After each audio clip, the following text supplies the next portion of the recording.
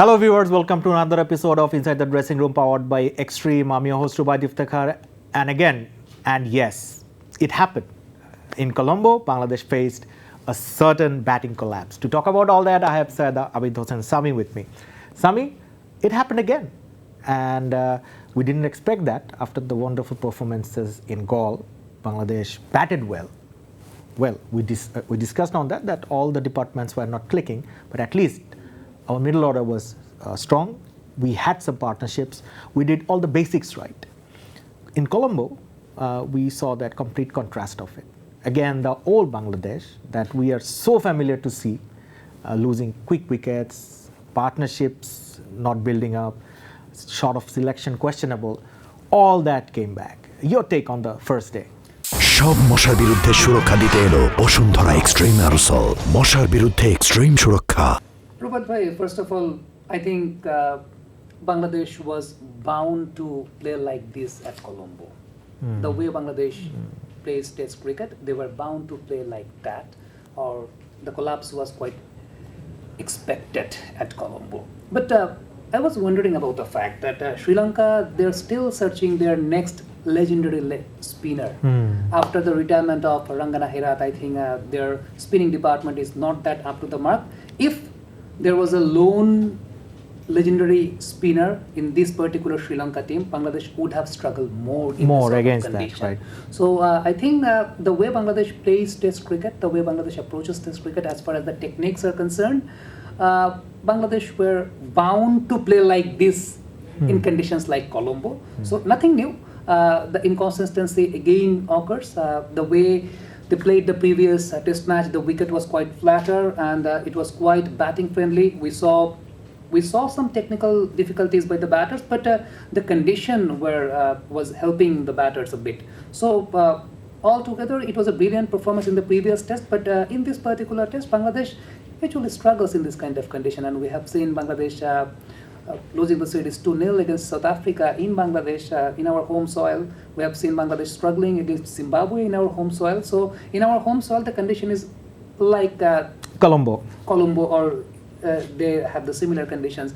Look, it depends on your skills, and in this sort of conditions when you are playing Test cricket, it's not easy to perform. We have seen back in 2016, 2017, mighty Australia, England, they lost against Bangladesh in this sort of conditions, and Bangladesh played well because the skill set was there. There was Tamim Iqbal, Shakib Al Hasan, Mushfiqur Rahim, Mahmudullah Riyad, all together they just put up their experience and their skills. So playing in this sort of condition, you need specific skills to perform. So is it that obvious that the top order lacks the skills, proper skills, or was it mental skills? I mean, the mental part of the game, we've talked about it a lot. In your platforms also, I've been around for a long time.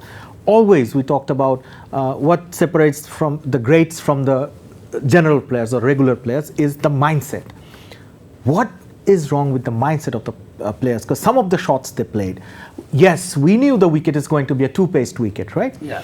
We knew the bounce is not going to be consistent. But if I and you can know it from 1,000 miles away, they are there, they practiced on the same wicket, they have a bunch of specialists over there, they have the bowling coach, the fielding coach, the analyst and everything. Why can't they have that adaptability, which is the key in test match cricket? Rubat bhai, it's an elaborate discussion. First of all, talking with the basis of technique, Enamul Haq Bijoy, the bowler was picking the ball up on various number of occasions, and he was forced to come forward and defend the ball. All of a sudden, he just pulled the length back and right. Bijoy was bound to play on his back foot and he collapsed. So on that occasion, when you are playing test match cricket, you have to be very much prepared that bowler can always shuffle the lengths. The bowler is not going to tell before the ball that, lad, I'm going to bowl a short pitch delivery right now. Right. Then you have to be prepared. It's not like that. Sadman Islam Onik, we saw on the previous occasion, he cover drived a ball towards cover. The left-arm orthodox spinner Prabhat Jayasuriya was steaming in on that particular time, and the ball was shaping in towards Sadman Onik, and he played the ball well.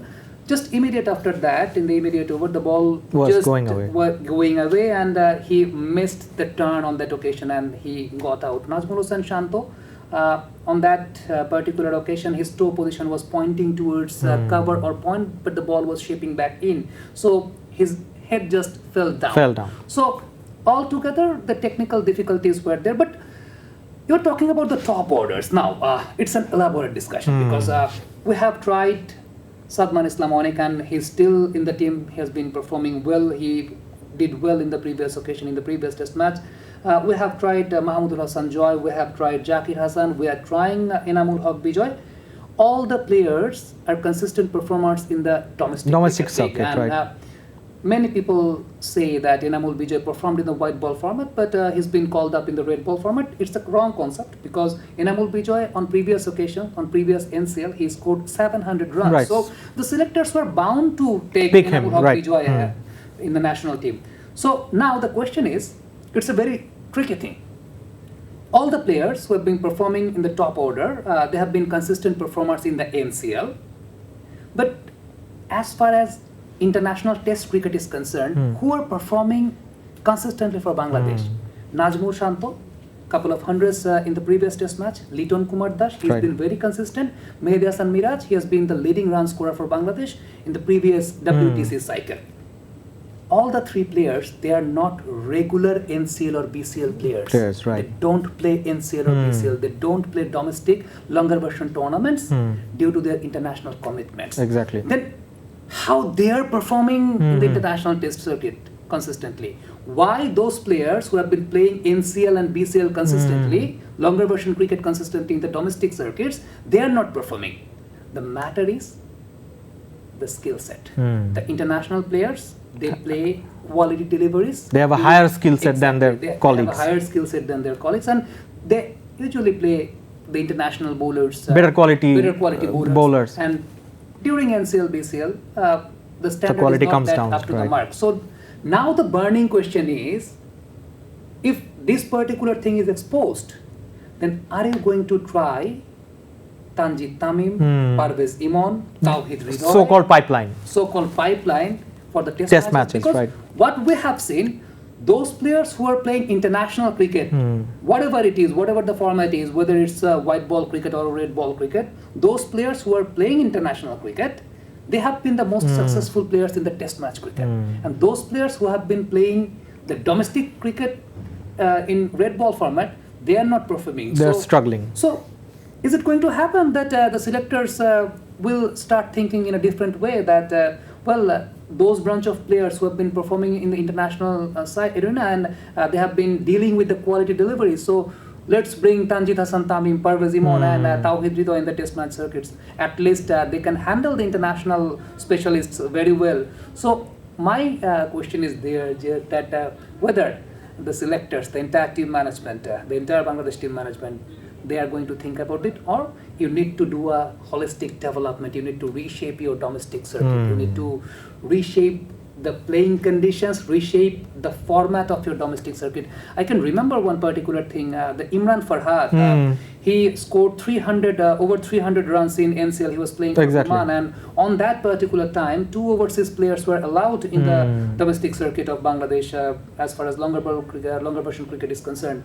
So is it high time or not that you have to bring that particular format again in the first class leagues? So I think Bangladesh Cricket Board can think about these kind of things, and as right now I am also designated with Bangladesh Cricket Board in a in a particular role. I think my suggestion will be towards the board president or the authority that whether we can bring that particular format where 2 overseas players were allowed to play in the NCL or BCL. So that may help us. Otherwise, what we have seen, the consistent domestic performers, whether it's Sadman, whether it's Zakir, whether it's Enamul Bijoy, they're not that up to the mark as far as skill set is concerned. If you bring Amit Hassan, who is a very popular choice player, public loves to see him in the national side because he's been very consistent in the NCL or BCL. But the question is there that whether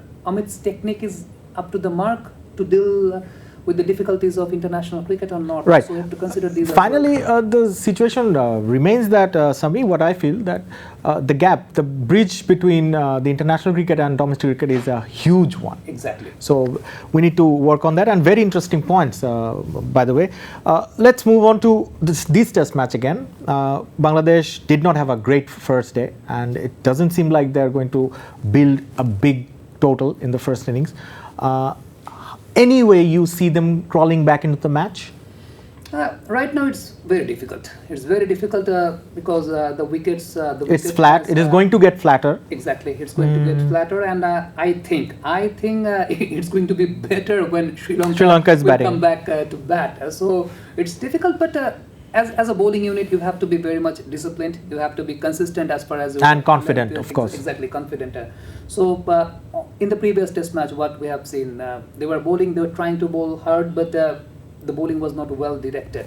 So I think the pace department, they have to rethink about what's the strategy and what your bowling coach wants from you.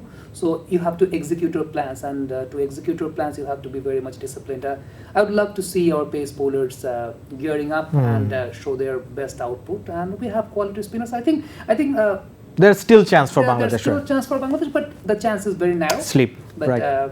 Let's hope for the best. Right. Sami, we're running out of time. Quickly, tomorrow is a historic day for Bangladesh cricket, and BCB have organized a lot of festivities tomorrow. Just briefly, could you tell our audience through this platform what is in the menu and how BCB is going to celebrate the day? I think Bangladesh Cricket Board will provide an official press release regarding that. Before that, it's confidential. I cannot just an idea but what's going to happen. All the cricketers we've heard, all the first 11 cricketers will be there, barring some of them missing, and it's great to see that BCB is commemorating the day and showing respect to the players. So anything other than that, and what about the general public? Would they be allowed to enter and see the festivities? No, not right now. For this particular day, it's quite homely. It's quite homely, and it's quite very much allocated for the test players who have represented Bangladesh in the very first test match, and also we are making some souvenirs for all the test players who have represented Bangladesh in test match cricket. 107 in total. Right. Tanjim Hassan Saqib, who's been the last member one to join the party. So Bangladesh Cricket Board has made a souvenir for all of them, and they will represent it to them after the Sri Lanka series ends. But for tomorrow, the ex-national players, they will jot down themselves together, and there is a fest going on in 7 divisions. Yes, we have some. Of course, you are an integral part of the fest. Yes, we have some observations regarding that. Why our infrastructure has been not that much up to the mark, and especially the parents of the academy students, they have provided some informations and insight. They have raised some points which are actually needed to be sorted out. So there will be discussion. There will be discussion to the test players who have represented Bangladesh, and also Minister of Youth and Sports advisor. He's about to come. I'm not sure right now. He's about to come, and Bangladesh Cricket Board and we have some observations regarding some policies which used to be a barrier between Bangladesh Cricket Board and the administration, the local administration, or the entire administration of National Sports Council or the Constitution of Bangladesh. So we are trying to narrow the gaps. So there will be discussion regarding that. So lots of things regarding development. The most important thing is to spread the philosophy of test match cricket. Look, it's the era of white ball cricket, but still red ball cricket is very much important as far as the holistic development of cricket is concerned. Of course. But in our country, I want to mention one thing, that our coaches, the academy coaches, the league coaches, they are very much 50 overs cricket oriented.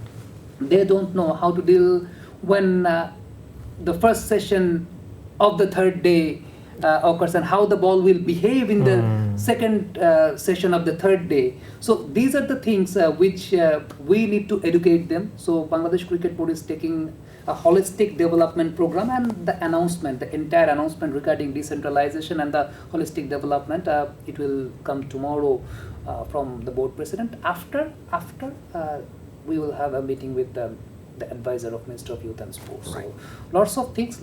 But tomorrow's program, it's not public yet. But the entire development process, it will be public after the event. All right. Sami, all we can hope that you have a fruitful day tomorrow with the entire BCB. Thank you for your time today. Thank you so much. Thank you. Folks, that was all the time we have for you in this episode of Inside the Dressing Room powered by Extreme. I'll be back soon with more discussion topics and sporting stories. Till then, you take care. For more updates, follow us on Facebook, subscribe our YouTube channel, get the latest update on www.daily-sun.com.